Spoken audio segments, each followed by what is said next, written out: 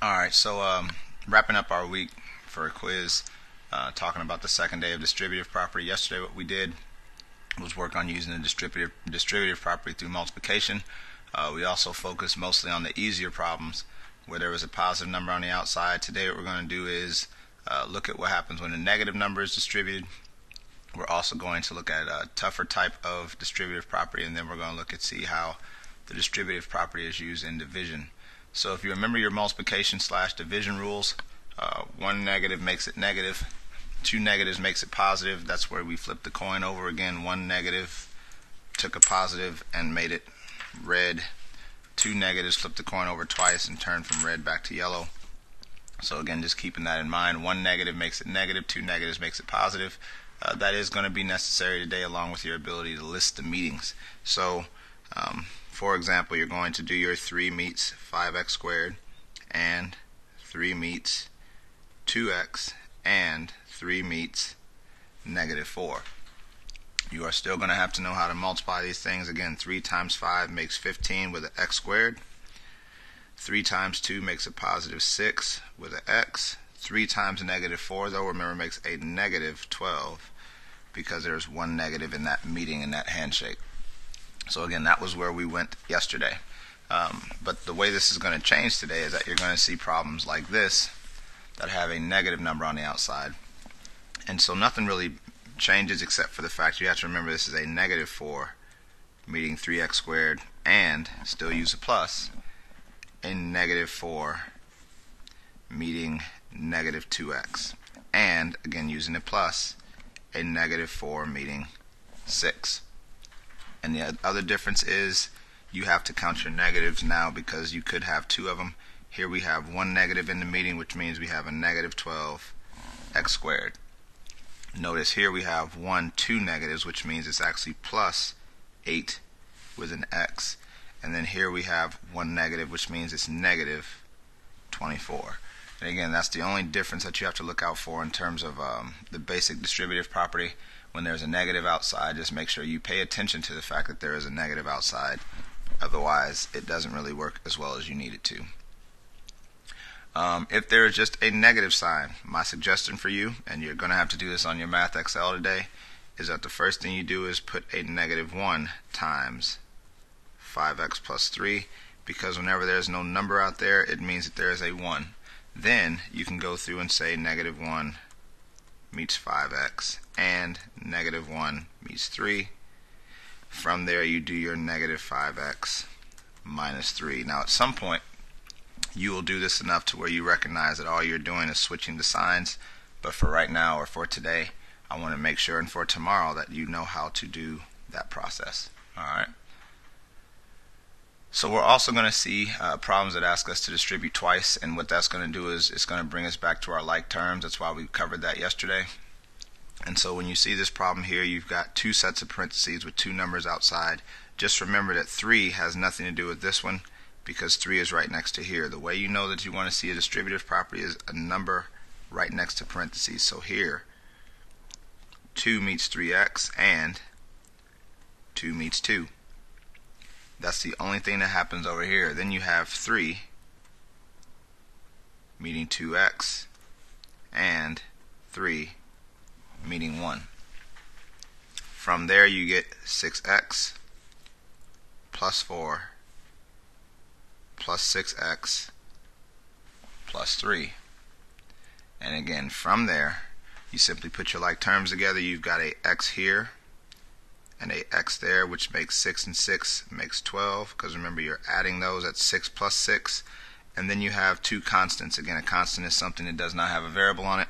Positive 4, positive 3 makes positive 7. And that is where you're going to stop for that question. So again, you had to distribute 2 different times, and then you had to put your like terms together. And again, that's the advanced level question that we're talking about, or that I was talking about yesterday. The major difference in those questions is there's probably going to be a negative in the middle on your test. It won't be on your quiz. There might be some on your homework today. But like I said, the main thing on the test, you're probably going to see a negative in the middle, so you need to be very careful whenever you work it out. Again, 4 meets 5x. We know that part. And 4 meets negative 2. We got that part.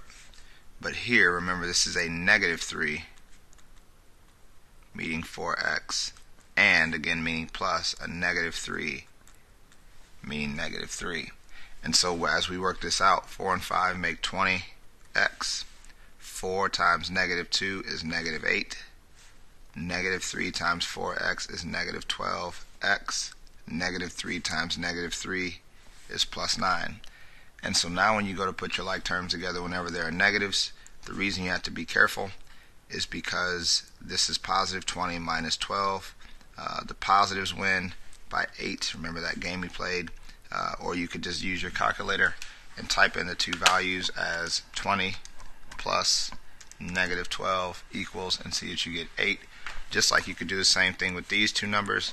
You have a negative 8, the 9, so negative 8 plus 9 would tell you that there is 1 left over, and it is a positive 1 because 9 is bigger.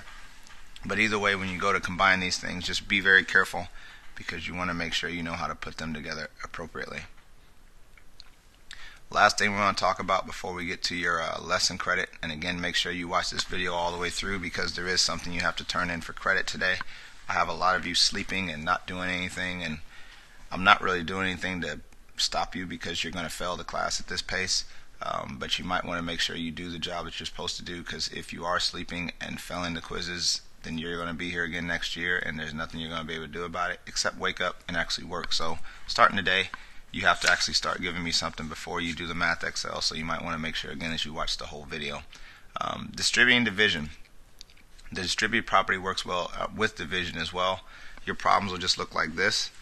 In this problem, the friends, or the two terms being divided, is 2x and 3, and they're being divided by 7. In other words, 7 is going to try to meet that term and that term through division. So again, that's all it is you're going to take this division sign and take everything on top and divide it by this on the bottom. So what we're going to do in division property, in the distributive property for division, is just split the fraction and then simplify each fraction. So real fast, let me show you and make sure you know how to simplify a fraction. You might want to get your calculators out. What if I had 6x over, let's say, 4? Well, you look at just the 6 and the 4. Remember, we do 6 divided by 4 as a fraction. We convert that back into the decimal back into a fraction, and because it says 3 over 2, it means that this is 3x over 2. What if I had 18 over, let's say, 8? Again, if that is my fraction, all I have to do is put 18 divided by 8, convert that back into a fraction, and you end up with 9 over 4. So that's what I mean by you have to make sure you simplify your fraction. What if I get 6 over 7? Well, even if you're unsure, type in 6 over 7, convert that back into a fraction, recognize it stayed the same, which means that that cannot be reduced. So that is the game you're going to play, is just split the fraction and then simplify whatever fraction you see there so you can finish it off.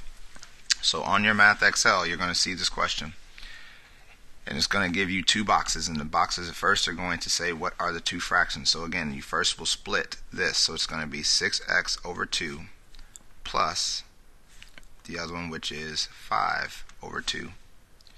If you don't know what 6 over 2 is, just type it in. 6 divided by 2 gives me 3. And so since there's an x there, that means that equals 3x plus, and then 5 over 2. If you're not sure, just type in 5 over 2 into your calculator and reduce it. Notice you still have 5 over 2, and that's what goes over here. That's all.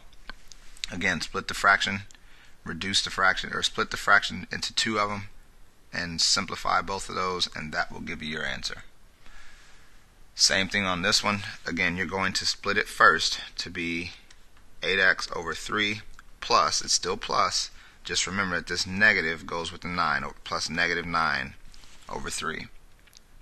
And so from there, again, if you don't know what 8 over 3 is, you can reduce it using your calculator. Notice it stays the same, so this will stay 8x over 3, but negative 9 over 3 turns into a negative 3. And that would be your answer for that one. Alright. Even if there's a negative on the bottom, same thing, split it. 4x over negative 2 plus, again, plus is always going to be used to connect them. And then you have a negative 6 over negative 2. I think we can divide both of these, or we should be able to. 4 divided by negative 2, first off, 4 divided by 2 is 2, but there's one negative, that gives us a negative 2x. Negative 6 divided by negative 2, both of those negatives, remember 2 negatives make it positive, and 6 divided by 2 is a positive 3. And so that is where you will go with those. Again, that is pretty much what your Math Excel has for you. Again, I'm looking at your grade books. I'm seeing people with 2% and 16%. I know I told you I was going to give you 100 for working, but if you're at 2% and 16%, then you really don't deserve it, and I'm probably going to put that grade in the book because that's what you would deserve. Now, those people who are getting to 60s and 70s and at least working with the time they have, I will put 100 in for you, so you don't need to change. But you students who are looking at the computer and doing other things and sleeping and putting your head down, that's fine, but your grade's going to drop even faster than you think because I'm looking at the book, and if your grade is not acceptable, then I'm going to probably put whatever that grade is in there so you can go ahead and fail as fast as you can and be ready to take this class next week or next year. Notice again that the plus sign was used to connect the fractions, just like the plus sign was used to connect the meetings and multiplication. So again, always use a plus to connect. Your only job, again, is to simplify the fraction. So before moving on to Math Excel, take out a sheet of paper or come up and get a piece of paper from me. And what you're going to have to do is I need you to answer the following questions. If you do not get this paper to me, then you're automatically going to get a 0 for your work today. So after handing in the paper, again, be sure to get some work done on Math Excel so you can get whatever grade you should get, which is 100, because all I'm asking you to do is watch a video and work on the computer asking questions or trying to figure out what you know. So number 1 wants you to simplify negative 5 times 3x minus 6. Number 2, again, remember this is two things you're going to have to combine like terms. And number 3, again, split that fraction and simplify it and see what can happen. Other than that, as I said, good luck today. Just make sure you're working on trying to figure out what's going on. You have a quiz on all this stuff from this week tomorrow, and that's it.